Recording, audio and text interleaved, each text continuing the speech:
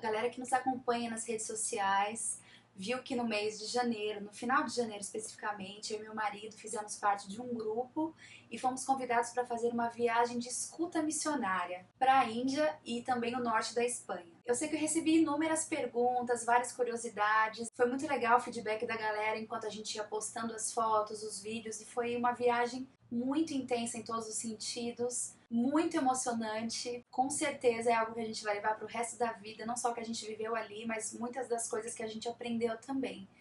E o vídeo nem começou, eu já tô emocionada, porque eu lembro com muito carinho das pessoas que a gente conheceu ali, especialmente os missionários. E é isso, quero dividir um pouquinho com vocês, vamos lá.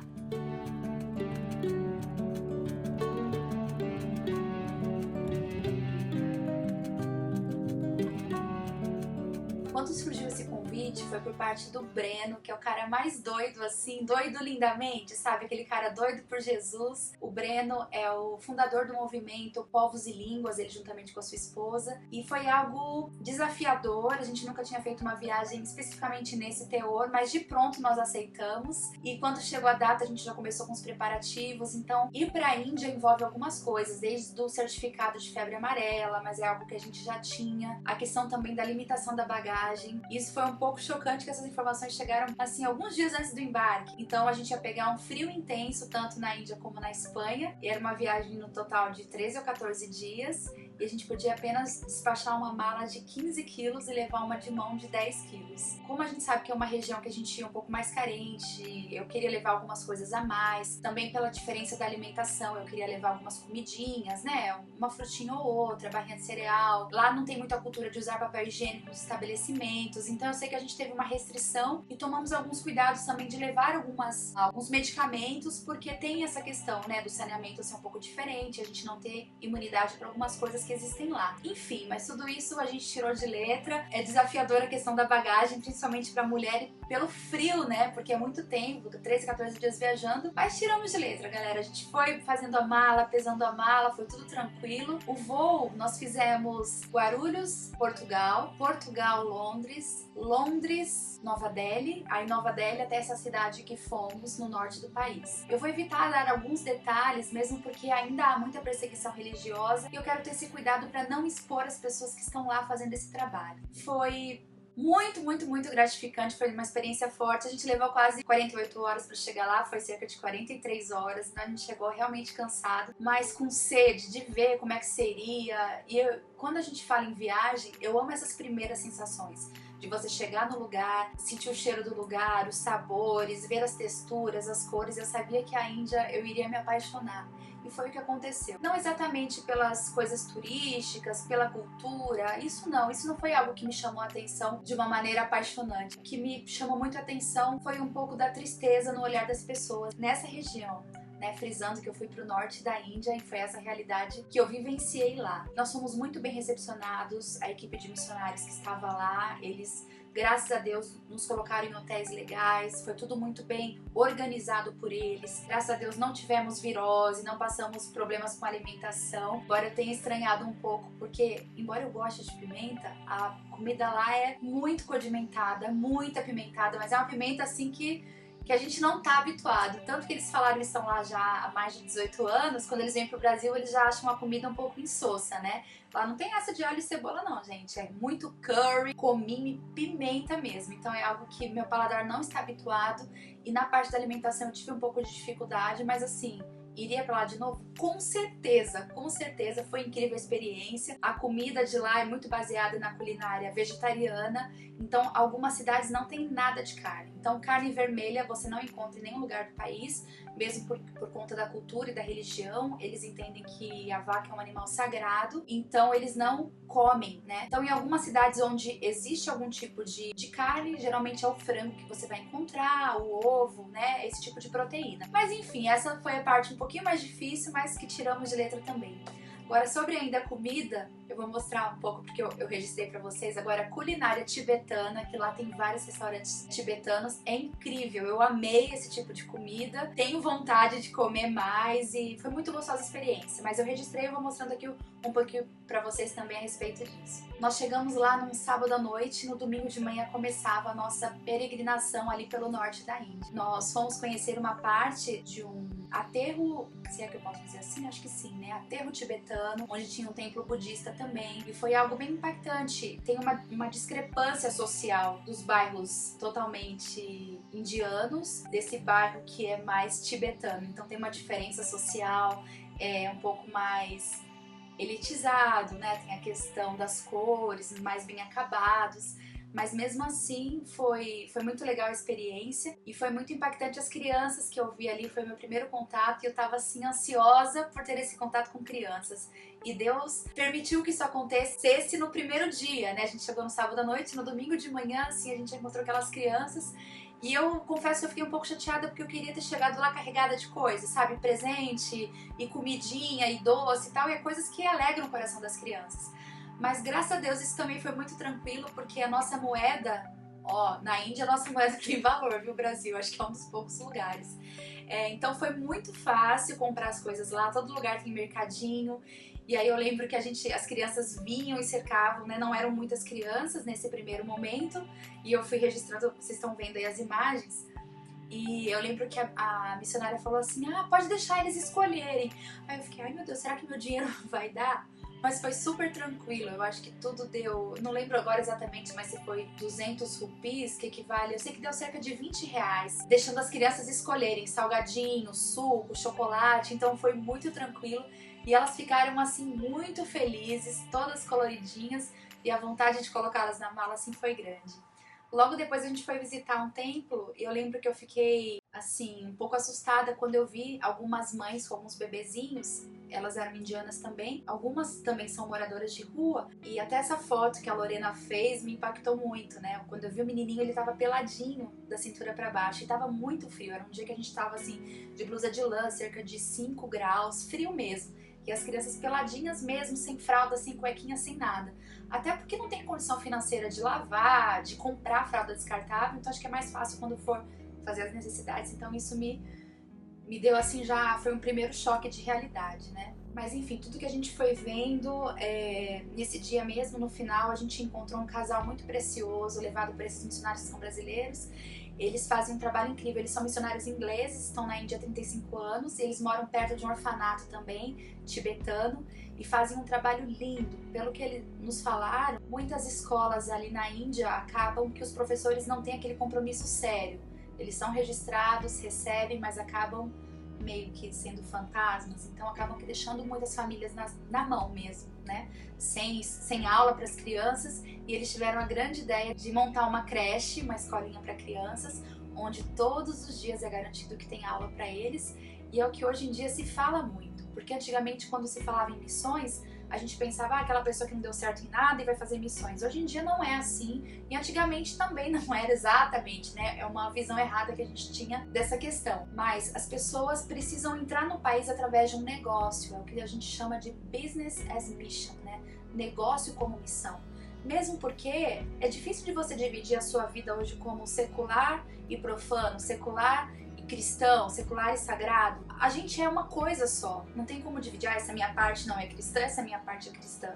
Eu sou um todo, eu vivo dentro de uma cosmovisão cristã e é assim que eu, Rebeca, acredito. Se você não acredita, eu respeito sua opinião, mas é assim que eu acredito, né? Eu vivo dentro da minha fé, então tudo é baseado nisso, tudo é dentro disso. E eles fizeram isso de uma forma muito brilhante, o trabalho tem crescido muito e me chamou muita atenção deles e desse casal de missionários brasileiros que estão lá também, que desde o início, quando você vai para um lugar, não é as pessoas que têm que entrar e aceitar a sua cultura, mas você que tem que se adaptar à cultura delas. Então eu fiquei muito impressionada quando ele disse que a primeira coisa foi comprar uma moto e sair com a família toda em cima da moto. E lá era muito comum, assim, 5 pessoas andando, sabe?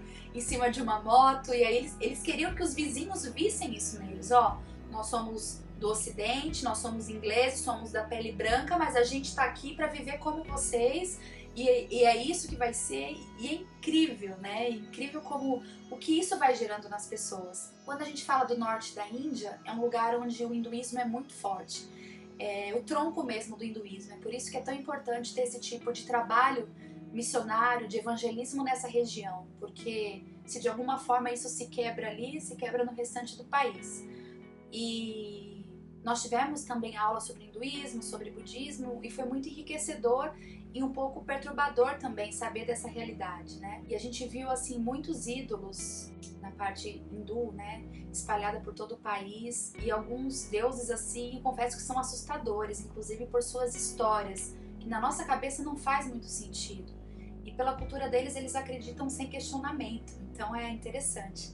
Eu acho incrível aquele texto bíblico que fala, né, dos deuses que têm olhos, mas não veem, tem boca, mas não falam, tem boca, mas não falam, tem olhos, mas não veem, tem mãos, mas não podem apalpar, nem acolher. Quando você adora determinado Deus, você se assemelha. Então, a partir do momento que você adora um Deus que tem olhos, mas não vê, você também se torna cego, e é uma cegueira espiritual muito grande. Bem, a gente participou de alguns rituais também, algo que foi muito, muito, muito impactante para mim, foi um ritual à beira do rio Ganges.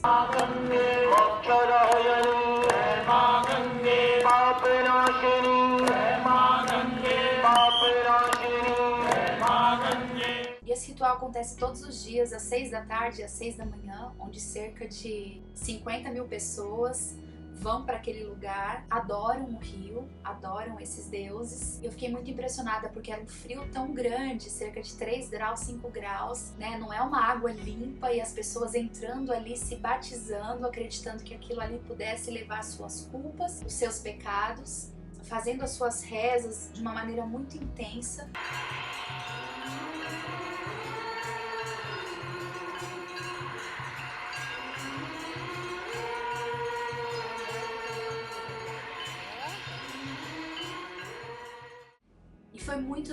Foi muito duro porque naquele momento eu vi não só uma alienação neles, mas na gente também, e principalmente na nossa igreja. Quando eu falo nossa igreja, eu me incluo nisso, porque nós somos a igreja do Ocidente, a igreja do Brasil, e foi perturbador. Chegou uma hora ali que eu lembro que eu virei pro Baruque e falei assim: quando a gente chegar no Brasil, o que a gente vai fazer? Olha isso aqui.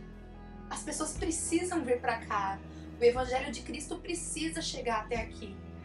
E assim, eu comecei a ser tomada por um desespero. Isso não podia acontecer naquele momento, porque eu precisava estar aberta para viver aquilo, olhar para as pessoas, entender o que Deus queria fazer. E eu já estava tentando pular pro plano B, que seria quando chegasse no Brasil, o que é que Deus iria fazer. E naquele momento, a gente sentiu a necessidade, e eu fui ministrada pelo meu próprio marido, que eu precisava viver o plano A, que era o que Deus queria fazer em mim, e depois o que Deus quer fazer através de mim. Eu sou de uma época, né, eu nasci num lar cristão, e eu sempre, enquanto criança, eu acreditava que nós seríamos a geração eleita, e que Jesus voltaria, que não veria meus pais morrerem, mas seríamos todos arrebatados.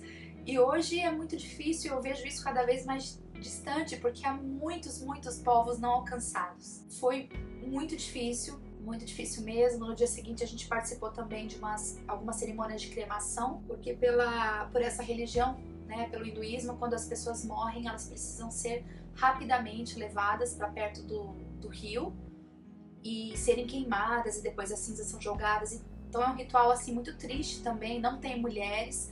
Então muitas vezes, se você perde um filho, perde o marido, perde o pai, você não pode se despedir, você fica em casa chorando e apenas os homens vão. E é um ritual também bem pesado. Enfim, é uma cultura muito diferente da nossa, mas o que mais me chamou a atenção, eu acho que teve um contraponto. A Índia, ela é muito colorida. E geralmente cores a gente atrela a alegria, né? Pelo menos ao meu ver é assim, cores tem a ver com alegria. Até quando a gente não tá muito alegre, a gente às vezes escolhe uma roupa, né, mais off, um pretinho, uma roupa mais discreta. E quando a gente tá alegre, até uma unha vermelha. E embora assim fosse um país tão colorido, as pessoas tão coloridas com suas roupas, as mulheres casam de vermelho, laranja, pink, amarelo, cores assim vibrantes. Eu vi muita tristeza, e isso me tocou assim profundamente, me tocou na alma. A questão da doação da vida dos missionários. Eu não sei se eu falei isso no início, mas uma viagem de escuta missionária, você não está indo para fazer missões, mas uma viagem de escuta missionária, você vai para estar com os missionários, para você escutar o desafio, as dificuldades, aprender um pouco da cultura, aprender sobre a religião local, os costumes. Então é algo muito enriquecedor. Então não é uma viagem que você vai para fazer missões, mesmo porque como você vai fazer missões em 5, 6 dias num lugar vai fazer diferença, principalmente num lugar onde o evangelho é muito reprimido, onde há perseguição religiosa. Embora muitos desses países se gabem de sua democracia, de serem uma das maiores democracias do mundo, na prática não é assim. Então há muita perseguição religiosa, social. Então muitas vezes se você se converte e professa isso, que agora você ama Jesus e que você se considera um cristão, você perde emprego, você perde os amigos, você apanha da sua vizinhança, você é escorraçado, as suas filhas podem ser estupradas, a sua mulher pode ser abusada. Ouvir esses desafios, né? É impressionante, é desafiador e é, por um lado, perturbador.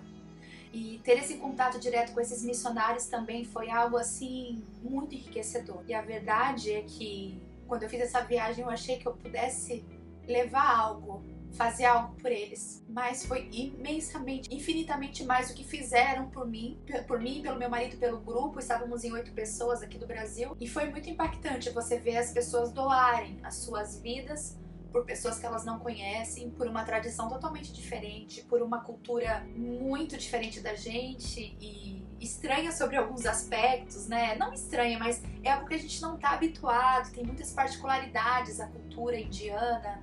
E é uma religião muito antiga, né? A própria forma que o hinduísmo foi descoberto, né? Que foi descoberto. Quando os ingleses foram para lá, eles fizeram um censo. Os ingleses são fera em fazer censo.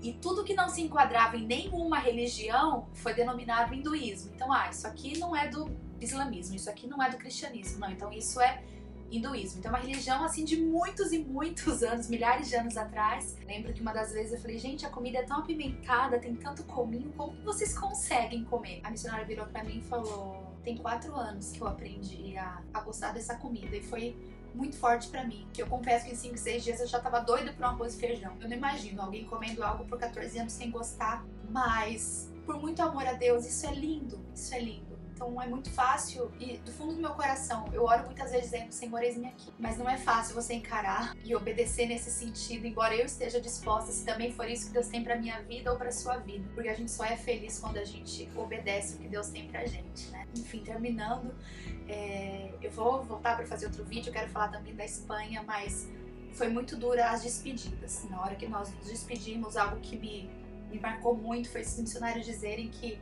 eles entenderiam se a gente voltasse pro Brasil e a gente não se lembrasse mais deles e a gente retomasse a nossa vida, porque é isso que acontece. E eu vi muita dor na fala deles, lágrimas, e também foi impossível segurar as nossas lágrimas.